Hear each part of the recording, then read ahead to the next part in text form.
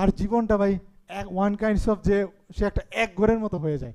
আমরা প্রথমত যে বিষয়টা দেখলাম গবেষণা করে, কিছু আপনাদের নিয়ে গবেষণা আছে অনেকগুলা, এর মধ্যে একটা দেখলাম যে কাজের পরিধি, যারা প্রবাসে থাকেন তারা সর্বনিম্ন কত ঘন্টা কাজ করেন। তো গবেষণা করে দেখা গেছে যে এভারেজে আপনারা 8 থেকে 10 ঘন্টা কাজ করেন। এটা কি ঠিক আছে? 8 থেকে 10 ঘন্টা কাজ করে, এর সাথে গবেষণার সাথে লেখা আছে যে কেউ কেউ মিনিমাম 4 থেকে 6 ঘন্টা ওভার টাইম করে থাকে। তার মানে যদি 8 ঘন্টা হয়, 6 ঘন্টা ওভার টাইম হয়, তাহলে কত ঘন্টা হয়? প্রায় 12 থেকে 14 ঘন্টা হয়ে যাচ্ছে। কেউ কি আছেন যে 18 ঘন্টার উপরে কাজ করেন? আছেন? 18 ঘন্টার উপরে কাজ করেন আপনারা?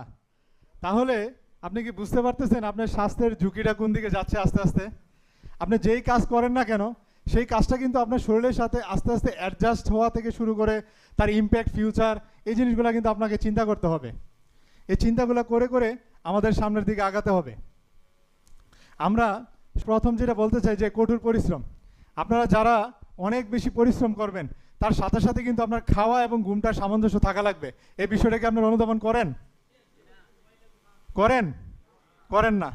মানে কাজ কিন্তু আপনারা প্রতিদিন ঠিকই করতেছেন, এর সাথে পুষ্টিকর খাবার, এর সাথে পর্যাপ্ত পরিমাণ ঘুম, এর সাথে বাথরুম ঠিকভাবে হচ্ছে কিনা, প্রতিদিন খাবারটা ঠিক সময় নিচ্ছেন কিনা, এগুলো কিন্তু আপনি খেয়াল করতেছেন না, ঠিক কিনা?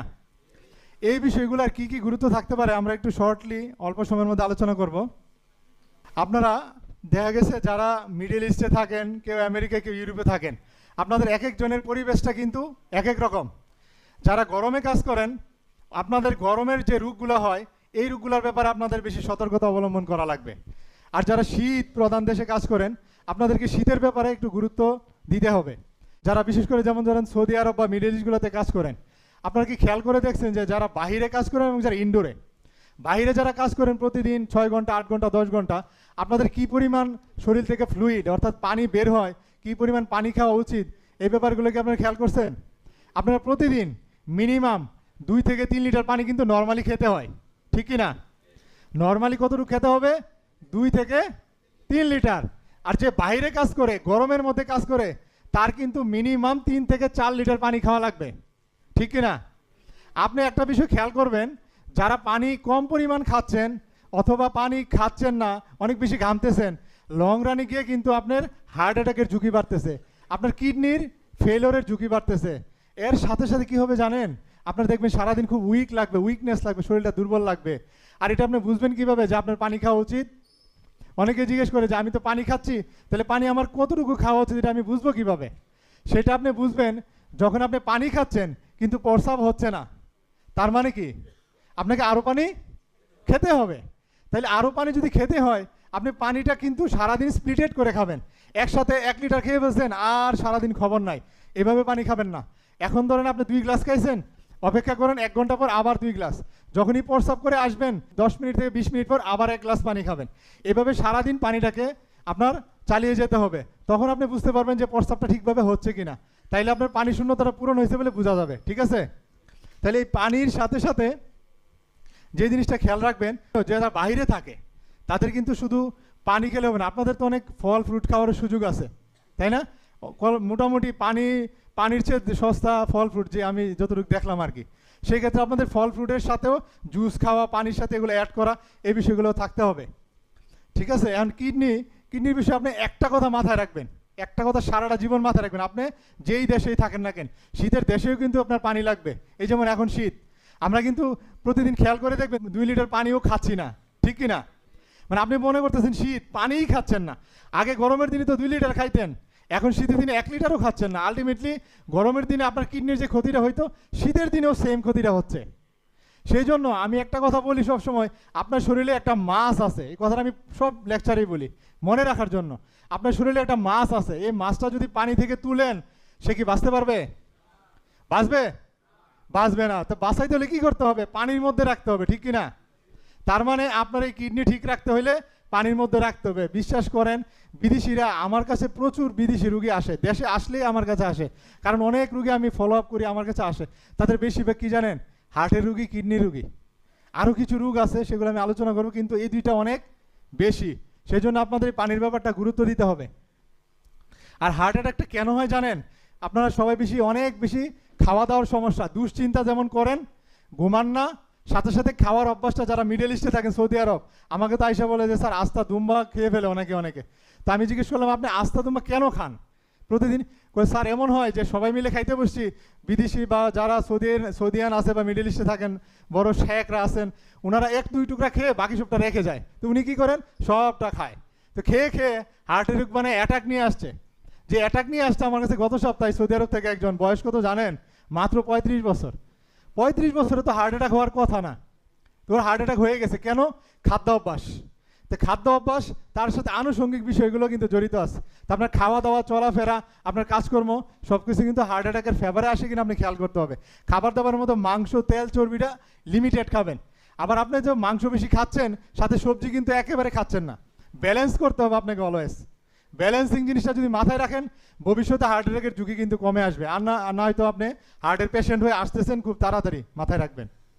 আপনারা হার্ট অ্যাটাকের ঝুঁকি তো বাড়ে, এর সাথে কিন্তু আপনাদের যে প্যাটার্ন অফ স্লিপ এবং ওর সাথে খাওয়া দাওয়া, এই বিষয়গুলো কিন্তু সাথে তেলের একটা বিষয় আছে। আপনারা নিজেরা অনেকে রান্না করেন, অনেকে কিনে আনেন। তেলের বিষয়টার কারণে কি হয়, অনেকে কম দামি তেল খেয়ে থাকেন। এই তেলের মধ্যে সবচেয়ে বেশি পাম অয়েল, যারা মালয়েশিয়া থেকে অনেকে দেখি পাম অয়েল খায়, টাকা পয়সার জন্য হোক, যে কোনো কারণে হোক, অথবা ভাজা পোড়া খায়। বাঙালি নাকি পাড়া আছে, আমি মালয়েশিয়া যাই নাই, বাঙালি পাড়াতে কিন্তু এইসব তেল, সস্তা তেলগুলো দিয়ে ভাজা পোড়াগুলো হয়। এই তেলগুলো কিন্তু আপনার হার্ট অ্যাটাকের ঝুঁকিটা অনেক বাড়িয়ে দিবে। সেই জন্য খাবারটা যেন কোন তেল কিসে থেকে আসে একটু খেয়াল রেখে চলতে হবে, ইনশাল্লাহ। পারবেন তো? আর আমাদের অনেক যারা বাঙালি, এটা দুঃখজনক হলে সত্যি, যে আমাদের দেশে যারা বিদেশে যায়, আমরা কিন্তু সবাই ট্রেন করে বিদেশে পাঠাই না। এটা কিন্তু আপনিও জানেন, আমরাও জানি। ট্রেন মানে কি, যারা, আমি নিজে সৌদি আরব গিয়ে দেখেছি, আমার বেশিরভাগ ভাইয়েরা দেখছি যে যত ছোটোখাটো কাজ আছে ভাইয়েরা করেন। কাজটা সমস্যা না, সমস্যা হইলো সব ছোটো কাজ কেন করতে হবে? তারা তো একটু ট্রেন আপ যদি হইতো, তাহলে বড় কাজগুলো তারা করতে পারতো না। এই কোয়ালিটি তো আছে, কিন্তু পাচ্ছে না। যার কারণে কি হয়, অনেক ভারী কাজ কিন্তু আমার বাংলাদেশি ভাইরা করতেছেন দেশের বাইরে।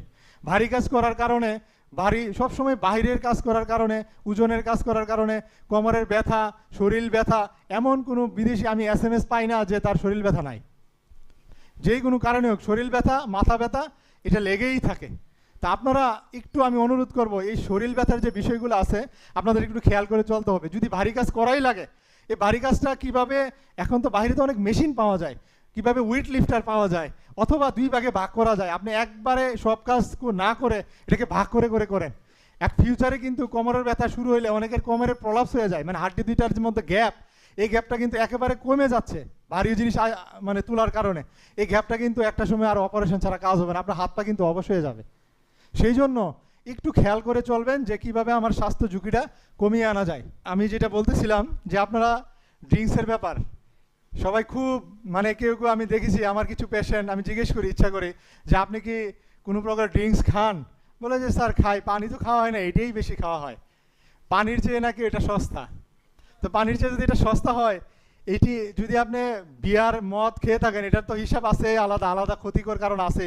লিভার ফেলো, লিভার সিরোসিস, এগুলো তো মদ থেকে বা অ্যালকোহল থেকে হইতে পারে। কিন্তু কুক যে আপনারা খান, একদম এটা তো রুটিন। দিনের বেলা ডিউটিতে খাচ্ছেন, বিকেলে খাচ্ছেন, বাসায় যেতে খাচ্ছেন, আসতে খাচ্ছেন, এটার মানে সমস্যাটা কি হইতে পারে? এই কুকের সবচেয়ে বেশি, মানে একটা যদি শব্দ মনে রাখেন, কি মনে রাখতে হবে জানেন? এই একটা কুকের মধ্যে আপনার মিনিমাম 10 চামচ চিনির মতো এখানে থাকে। অনেকগুলো থেকে আরও এর চেয়ে বেশি থাকে। যদি আপনি চিন্তা করেন একটা কুক খান, 10 চামচ চিনি আপনি খেয়ে নিছেন, তার মানে এই জিনিসগুলো কি করবে জানেন? আপনার ভবিষ্যৎ ডায়াবেটিস হওয়ার প্রবণতা বাড়বে। এই যে চিনিগুলো আপনি খাচ্ছেন না, এগুলো কি করবে? আপনার শরীরটা কিন্তু উইক করে ফেলবে। কারণ চিনি যখনই ঢুকবে তখন আপনার শরীরে ইনসুলিন আসবে। আমরা বলি না ডায়াবেটিস রোগীর ইনসুলিন নেন না? ইনসুলিন কি করে? ব্লাডের মধ্যে সুগার কমায় না? তা আপনি যখন বেশি সুগার খাচ্ছেন, এই সুগার কি করবে? বেশি ইনসুলিন রিলিজ করবে। এই ইনসুলিন কি করবে জানেন? আপনার সুগারটাকে আপনার সেলের মধ্যে ঢুকাই দিবে। এই সেলের মধ্যে সুগার ঢুকানোর সাথে সাথে কিছু পটাশিয়াম ঢুকাই দিবে। এই পটাশিয়াম হচ্ছে আপনার শরীরকে কমে যাবে যখন, তখন দুর্বল হয়ে যাবে। দেখবেন আপনি বেশি চিনি খাইলে শরীরটা দুর্বল লাগবে।